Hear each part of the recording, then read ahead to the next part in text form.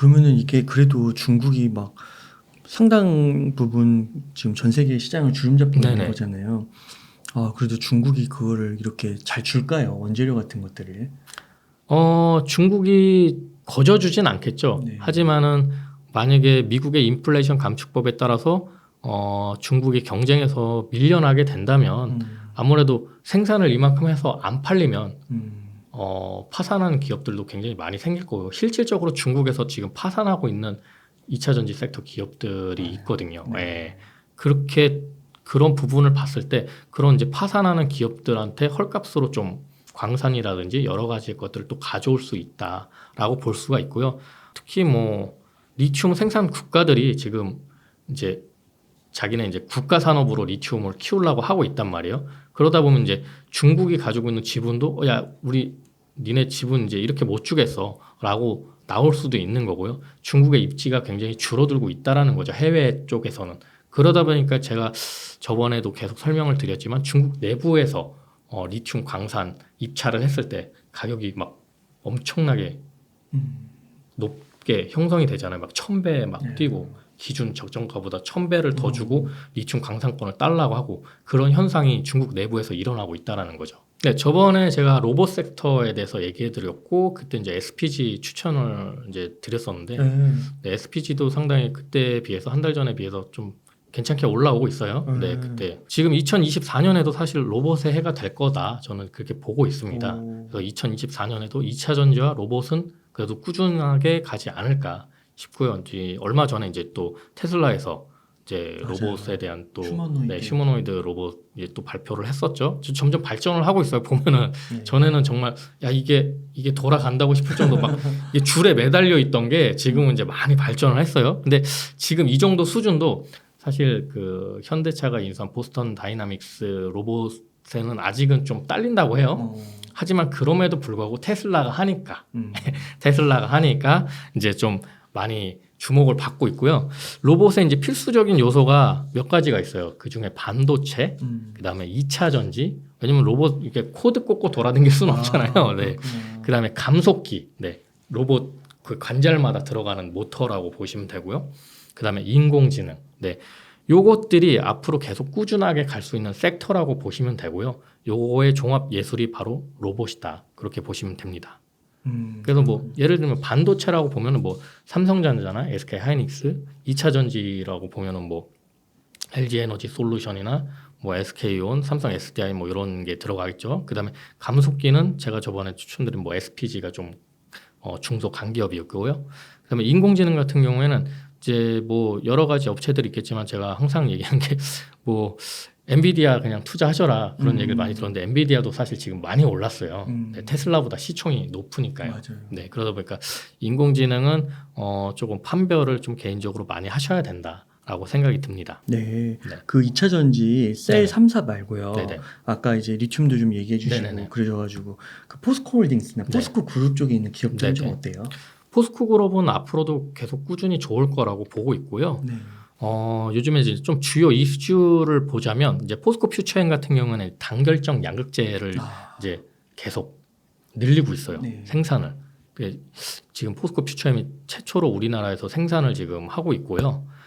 지금은 니켈 비중 86%짜리 단결정 양극재를 주력으로 생산을 하고 있는데 이거를 M86이라고 제품명이 M86인데 그거를 이제 생산을 해서 제너럴 모터스나 그러니까 제너럴 모터스랑 LG 에너지 솔루션 합작법인인 얼티엄 셀지에 공급을 하고 있습니다. 벌써 네, 하고 있어요. 네. 이것도 2개월이나 앞당겼어. 2개월이나 앞당겼다라는 건 지금 전기차 안 좋은 거 아니야? 이렇게 생각을 하는데 오히려 이런 부분은 굉장히 분위기가 바뀌고 있다라는 거죠. 네. 그래서 이제 저 부분에서 이제 얼티엄 셀지에서 만드는 배터리는 상당히 좋은 배터리를 지금 생산을 하고 있다라는 뜻이잖아요.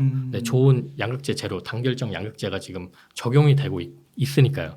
그러다 보니까 이제 지금 포항뿐만이 아니고 광양 공장에서까지 늘려가지고 지금 저 단결정 양극재를 굉장히 빠르게 늘려가고 있고요. 그다음에 포스코홀딩스 같은 경우에는 얼마 전에 이제 그 W스코프 코리아라는 회사랑 리튬 생산용 전기 투성망 요거를 이제 공동 개발해서 국산화하는 협력을 위한 업무 협약을 맺었어요. 네. 그리고 거의 이미 지금 개발이 돼 있고 요걸 이제 양산을 어떻게 할지 뭐 그렇게 얘기를 하고 있는 걸로 알고 있는데 이 전기 투석망 같은 경우는 이제 거의 전량 수입에 의존해 왔고요. 요게 중요한 게 뭐냐면 지금 포스코가 지금 아르헨티나에서 이제 염호 리튬을 생산하고 있잖아요. 그 염호에서 리튬을 생산하기 위해서는 태양광으로 말려야 돼요. 물을 염전처럼. 그래서 그거를 말리는데 한 1년 걸린다 그래요.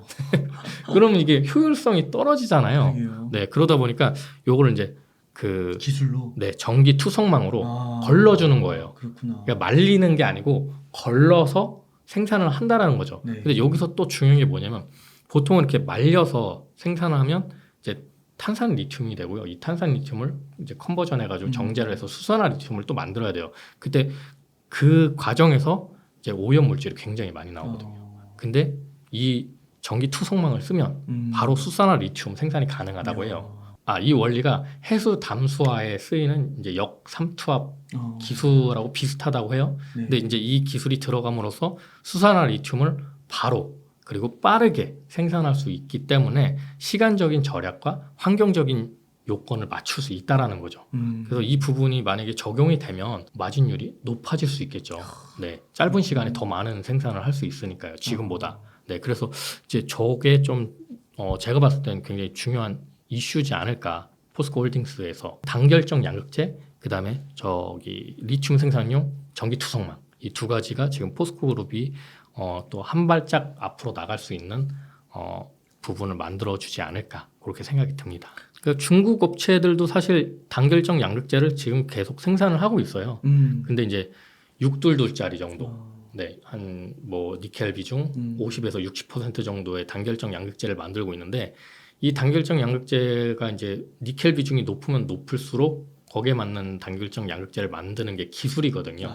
네, 그래서 뭐 에코프로 BM 같은 경우도 지금 개발은 돼 있어요. 90% 이상의 니켈 함량 90% 이상의 단결적 양극재를 개발은 돼 있는데 이제 양산을 언제 어떻게 할지에 대해서 지금 과정을 겪고 있는 거고 포스코 퓨처엠은 이제 86%짜리를 지금 생산을 하고 있고 얘네들도 이미 이제 90% 이상짜리 개발이 돼 있고 그 양산 시점은 이제 좀 더 이제 후가 되겠죠. 네, 그렇기 때문에 이제 중국 업체들과의 그런 기술 격차를 통해서 우리나라 업체들은 이제 중국이 선점한 그런 광산이라든지 그런 이제 소재라든지 그런 걸 뛰어넘을 수 있는 건 유일하게 우리나라가 할 수 있는 부분이 기술력이다. 네, 저는 그렇게 생각하고 있습니다. 반도체 겨울은 이제 거의 끝나가고 있다. 끝나갑니다. 네, 그렇게 보시면 되고요. 제가 저번 한 달 전에 나와서 얘기했을 때 이제 낸드 플래시라든지 이제 메모리 가격이 올라가고 있다라고 이제 얘기를 드렸잖아요. 네. 그래서 지금 최근 메모리 가격이 상승 추세로 돌아섰고요.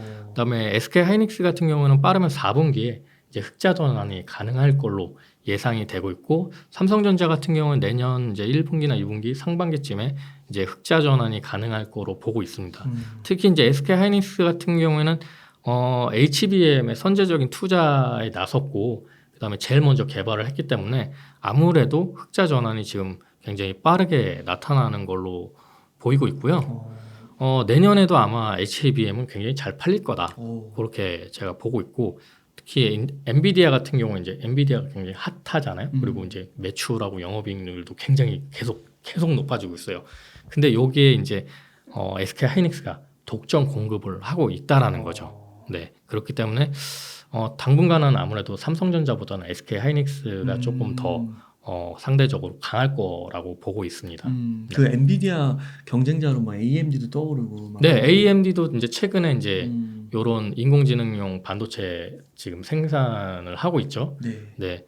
근데 그래도 아무래도 엔비디아가 일단 1등 업체이기 때문에 이제 차선책으로 AMD를 선택을 하는 거지. 네. AMD가 엔비디아를 넘어설 수 있는 건 좀 아니라고 보거든요. 시간이 네. 필요하다. 제가 내년에는 이제 2차 전지랑 로봇이 그래도 또 꾸준하게 갈 거라고 지금 보고 있잖아요. 주도주로 보고 있는데 테슬라가 2차 전지랑 로봇 같이 하고 있잖아요. 그러네요. 네, 그러다 보니까 저는 이제 어느 정도 또 조정을 거치기도 했고요. 테슬라도 좀 앞으로 또 2024년에도 꾸준하게 가지 않을까 그렇게 생각이 듭니다. 아, 그렇게 보시는 네. 거군요.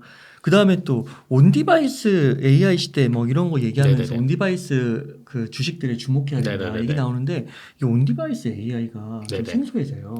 이게 뭐예요? 그 이번 연도에 굉장히 핫했던 게 챗 GTP가 나오면서 굉장히 이제 오픈 AI 해가지고 뭐 굉장히 이슈가 됐는데 그거 다음으로 이제 온 디바이스 AI라고 해요. 이제 온 디바이스 AI가 뭐 쉽게 말하자면 이제 멀리 떨어진 이제 클라우드 서버에 이제 담기지 않고 스마트폰 같은 이제 단말기를 통해서 자체적으로 정보 수집을 하고 연산을 한 뒤 답변하는 그러니까 내 손 안에 AI라고 보시면 되고요. 아이언맨에서 자비스 나오잖아요. 뭐 그런 식으로 이제 핸드폰이 이제 스마트폰이 그런 식으로 변화가 된다라는 거죠. 그러니까 이게 어디에 저장돼서 그거에 대해서 이제 그거를 분류하고 뭐 하는 작업이 아니고 이 스마트폰 안에서 다 이루어진다라는 거죠. 인공지능이 내가 물어보는 걸 이 스마트폰 안에서 다 해결할 수 있는. 그러니까 이제 상당히 더 빠를 수 있는 거고 속도가.